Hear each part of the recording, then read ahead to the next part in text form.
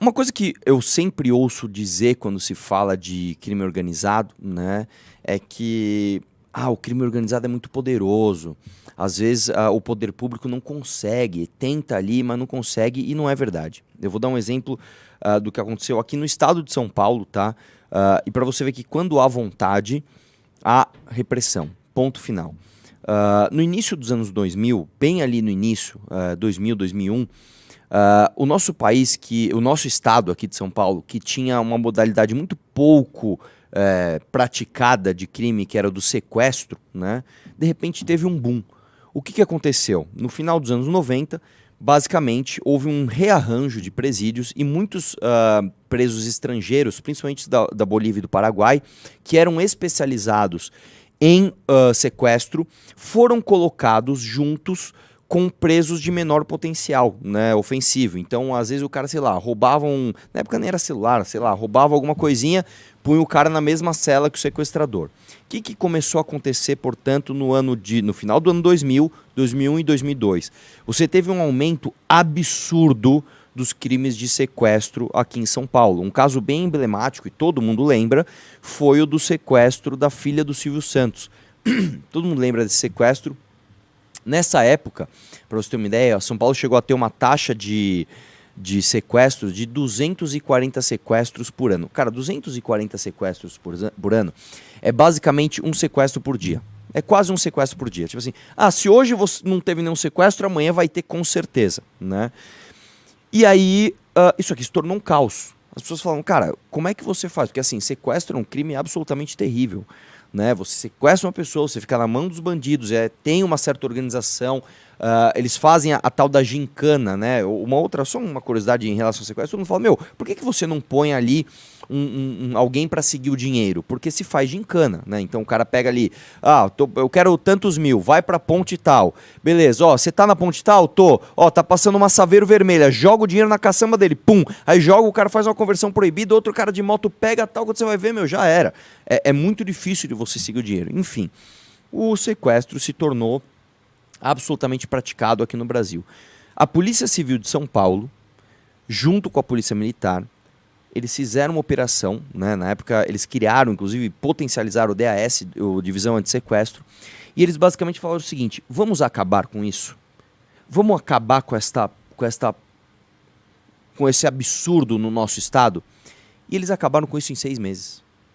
Eles se juntaram e acabou. O sequestro no ano de 2004, se não me engano, ou de 2005, eu não sei agora, passou assim para 3 por ano. De 240 para 3. Por que eu estou contando isso? Quando o poder público quer, o poder público acaba com a criminalidade. A verdade é essa. As polícias são sim feitas de pessoas absolutamente preparadas, os equipamentos muitas vezes são obsoletos, mas esses caras, quando eles querem, eles pegam. Eu tenho inúmeros amigos policiais que fazem operação, pegam droga, pegam traficante, pegam estelionatário, pegam um monte de gente. Todo mundo sabe quem são os caras do PCC, todo mundo sabe. Cara, eu moro no Tatuapé, o Tatuapé é recheado de caras do PCC, todo mundo sabe. O cara no restaurante, você já vê as mesas comentando, aquele cara, a gente já sabe. Cara, se não me engano, nos últimos 3 anos, no Tatuapé teve 5 assassinatos desses, dos caras assassinarem e deixar a cabeça na praça. Sabe? Como quem diz, passamos um recado aqui, tá aqui a cabecinha. Todo mundo sabe quem são os caras, né? E por que então não tem efetividade? Se você tem a mão de obra, se você tem a inteligência, porque, foi o que o Beraldo falou, você consegue prender, você consegue enclausurar os caras, e aí você tem um problema federal, que é basicamente um código de processo penal. Eu não diria nem só a legislação penal, porque as leis penais elas são pesadas. Se você for preso por sequestro, a punição prevista é gigantesca. Se você for preso por homicídio, a pena mínima é 6 anos. Então, você matou alguém, no mínimo você tem que ficar 6 anos. Bom, por que o cara fica às vezes 11 meses? Por causa do Código de Processo Penal e por conta, é claro, da progressão de regime. Então, nós temos um problema federal que, inclusive, agora eu vou jogar aqui porque tem muita gente com esses áudios que saíram, porque esses caras vieram aí, né? O cara fala, mano, tá ligado? O Moro veio aí pra atrasar o lado, né? Porque com o PT pelo menos nós tinha diálogo. Tá vendo como o Bolsonaro bateu de frente com esses caras? O caramba! O Moro, e com todas as críticas que eu tenho ao Moro, ele fez um pacote anticrime que, de fato, ferrava com a vida não só desses caras, mas inclusive também do colarinho branco. E o que aconteceu com o pacote anticrime do Moro? Como o governo não tinha interesse em avançar com esse pacote, o governo apresentou, falou, Moro, muito bom seu pacote aí. Bandido tem que se fuder, acabou, porra! Toma o pacote aí. Câmara, faz aí o que tem que fazer.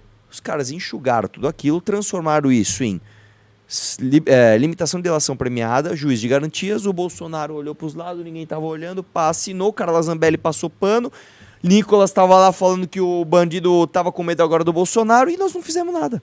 Nós tivemos uma janela histórica de 4 anos de um governo que se dizia de direita, com um ministro da Justiça que chegou a apresentar o pacote que resolvia o problema em âmbito federal, tá? Que não tem nada a ver com capacidade de polícia, isso é outra coisa que, por mais que a gente esteja patinando, resolve o problema. O gargalo tá aqui na esfera federal, nós tivemos a chance, é tipo assim, a bala tava na agulha, a arma tava mirada pro alvo, aí pá, bateu e ninguém viu, e é isso.